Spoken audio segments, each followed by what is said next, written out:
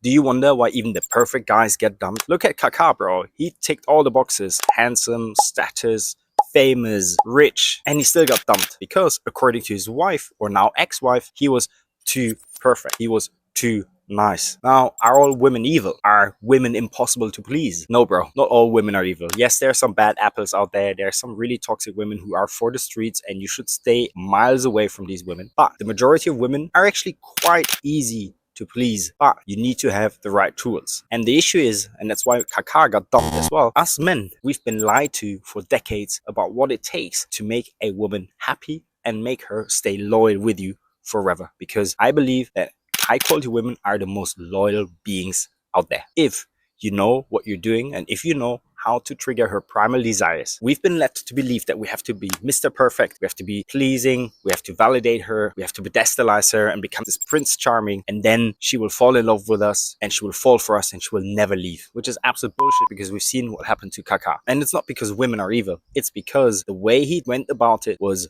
wrong. It was boring and too predictable. So I'm going to explore with you today what it takes to make a woman obsessed with you. I'm not going to teach you any toxic games. I don't believe in this bullshit. I'm going to teach you the 4 primal desires every woman has and how you can trigger them so that she will stay with you forever and is going to be obsessed with you and love you and can't get enough of you. So as I said, women have 4 primal desires and they build off each other. So it's almost like a hierarchy. And if you don't take foundation, all the other 3 will not make any sense because the foundation isn't there. It's built on quicksand and it's going to collapse. The foundation of every woman's primal desires is safety, and there's emotional and physical safety. Physical safety means that you give a sense of protection to her. That's why women obsess over men who are muscular. When women say they want dad bods, what they actually mean is they want men who have strong arms, big arms, wide shoulders, and look muscular generally. You don't need to have 5% body fat, but you need to look muscular and strong and capable of violence, man. That's why women obsess so much over those fantasy novels where a guy is super muscular, why the Chippendale strippers were so popular, are still so popular, and that's why the sexy fireman calendars are so popular amongst women, because fundamentally, aside from the wild fantasies that I'm going to touch on later, it gives women a sense of protection. So you have to be capable of violence. I'm not saying that you have to execute this, but you have to be able to show that physical competence, because big muscles or you looking strong and appearing strong subconsciously creates a presence of safety and security. To give you an example, when I was doing Muay Thai and Sandra picked me up from the class and she saw me boxing, hitting the back, kicking the back, she was super turned on because she felt safe. She said to me after the class, I was so turned on because I never saw you so violent, and it gave her the sense of safety, and she was super drawn to me, especially on that day. On top of physical safety, we also have emotional safety. Emotional safety means that you show empathy and you show her that you understand her. You see her and you hear her. So as an example, when Sandra's business, my girlfriend's name is Sandra, when Sandra's business was going through a rough patch, I showed understanding. I didn't try to fix it right away. I gave her the space to vent and feel safe enough to not be judged, and then share her frustration about her lack of progress in her business. As an example, when she came home, it's like, oh, like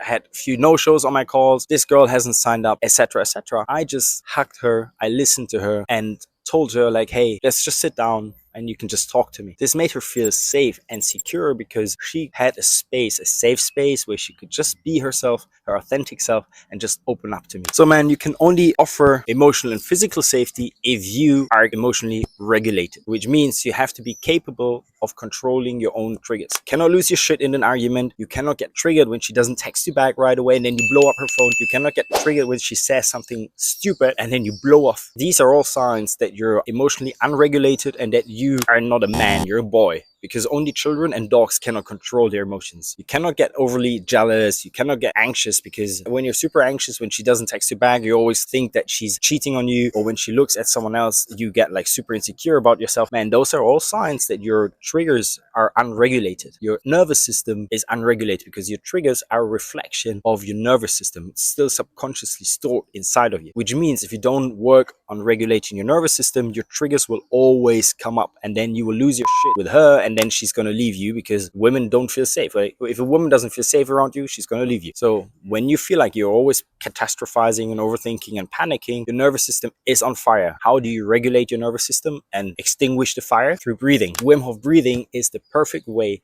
to calm your nervous system down every day. I do it every day, 10 minutes right after I wake up, to just set myself up right for the day and regulate my emotions. I'm a multiple six-figure business owner, so I do have a lot of responsibilities and stress coming my way. And this breathing helps me to regulate my emotions. But on top of that, I also consciously work through my triggers. And here are 3 questions that you can ask yourself to consciously work through your triggers. Ask yourself, what triggers my anxiety or anger in relationships? How do these feelings connect to my past experiences? And what healthier response can I choose next time? By understanding yourself and by working through your triggers, you can create a much stronger relationship with yourself and also with her, which makes it less likely for her to leave you. By the way, bro, if you want to become good at flirting, teasing, and also attracting women that will never leave you again, or just have a bit of fun, book a free coffee chat with me. I've helped Jose, Cody, and Case attract high quality women. I can do the same for you. So if you want to have a free coffee chat with me, there's no pressure. I'm not going to try to sell you anything on that call. Just want to understand your situation, then click the link below and we're going to hop on a call. Making her feel safe is only the first step, right? Safety is at the bottom of the hierarchy and there are 3 more levels, man. After you've given her a safe space, you now have to build an emotional connection. So you might be confused, okay, what's the difference between emotional safety and emotional connection? Emotional safety means you create a safe space for her, you show empathy, and you create a space where she doesn't feel judged, because women hate to feel judged. After you've created an emotionally safe space for her to just be herself, you want to build emotional connection. And emotional connection means you get to know her personality, her character, and you connect to her soul. Emotional safety means creating a safe space for her, and emotional connection means connecting to her soul, because you cannot connect to her soul without emotional safety. So do you see why it is so important to create safety in the first place? So how do you connect to her soul? How do you create emotional connection? This is actually super simple. It's like really getting to know her. Like you get to know her. What are your favorite snacks? What does she like? What are her values? What's her vision for life? What are her goals for life? Right?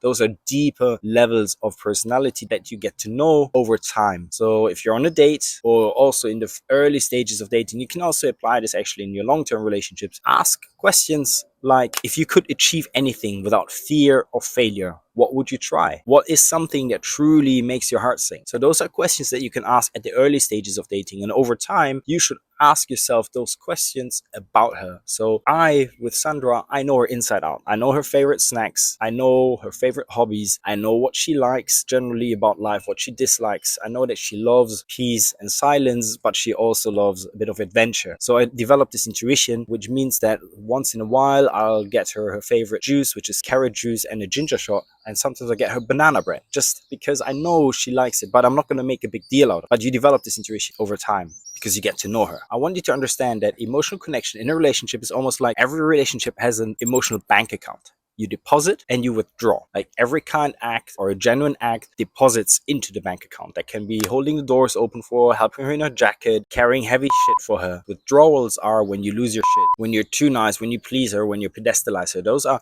withdrawals because she starts distrusting you because you're like giving yourself up for her, which actually is super unattractive. If you only withdraw and barely give, the balance of the account goes negative. And that's when the relationship starts to go downhill, and that's when she loses attraction. She might love you, but attraction is gone because she starts losing respect for you. We've covered 2 levels so far, safety and connection. The next 2 levels that I'm going to share with you are the ones that most guys struggle with, especially in long-term relationships. And level 3 is adventure, because a lot of guys become complacent in relationships and they start boring a woman. And the worst thing that you can do to a woman is to bore her. 50 Shades of Grey, Twilight. The best-selling novels include drama, love, and kinky stuff. They have ups and downs, they trigger emotions and feelings. If you only focus on creating emotional connection and safety, you become predictable, boring, and plain vanilla. Absolutely fucking boring. You must include adventure, man. You must include new things. Especially if you're like highly driven, if you're an ambitious guy, business owner, high achiever. Adventure is going to be your weakness because you're so stuck into your routine of achieving and making more money and climbing the ladder of success and status. You're focusing so much on building an empire for you and for her that you get stuck in work mode. And work mode means you're highly analytical, you're highly strategic. But guess what?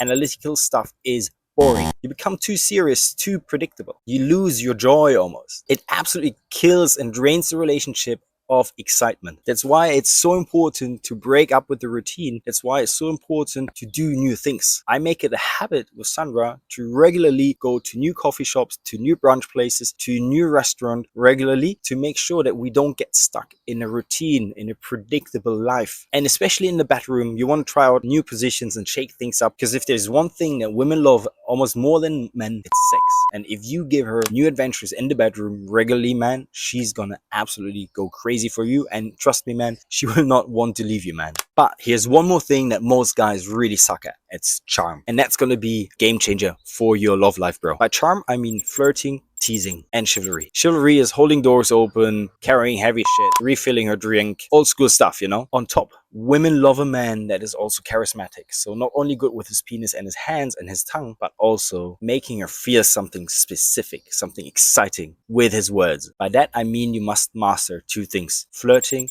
and teasing. Teasing and flirting means how you arouse her interest to be sexually attracted to you. And a lot of guys in relationships stop flirting and teasing, which is counterintuitive because flirting and teasing got you the girl in the first place. So why would you even stop flirting and teasing, bro? Because it is the one thing that truly makes a woman aroused sexually to you. So if you stop flirting and teasing, she's gonna leave you because she's not gonna be sexually attracted to you anymore. Emotional safety, physical safety, and connection only create love. It's adventure and charm that creates sexual attraction. So do you see why when focusing only on the first two primary desires, and that's what most nice guys focus on, you lose the sexual attraction? So you have to integrate adventure and especially charm. And the biggest issue I see with men when it comes to flirting, it comes out clumsy and clunky, and it's not subtle enough. It's too direct, and women hate when something is too direct. Women want to experience the art of flirting. So good flirting means you imply rather than explicitly stating what you think about her. This feels way more exciting to women. Here are a few examples. Here's a bad one. The girl says, "I love thongs," and then the guy will say, "I'll bet you look great in a thong." This is bad because the man outrightly says, "Hey, I can't wait to see you in a thong," which means it's not implicit. You take away all the mysteriousness. She already knows, like, oh, this guy loves me. That's boring. I don't have to work for it anymore. There's no challenge. There's no standard to meet. It shows that you do not have any standards and that you are just happy to get her, which subconsciously suggests that you don't have options. You don't have abundance. It's utterly uninspiring and uninteresting for women to be with a man who's easy to get. So how would a good example look like? When she says, "I love thongs," you can say, "Oh, really? Well, believe it or not, I love girls who love thongs." You imply it. You say that you like girls like that, not her. It's inherently more implicit and makes her wonder more if you actually like her too, and if she is one of those girls.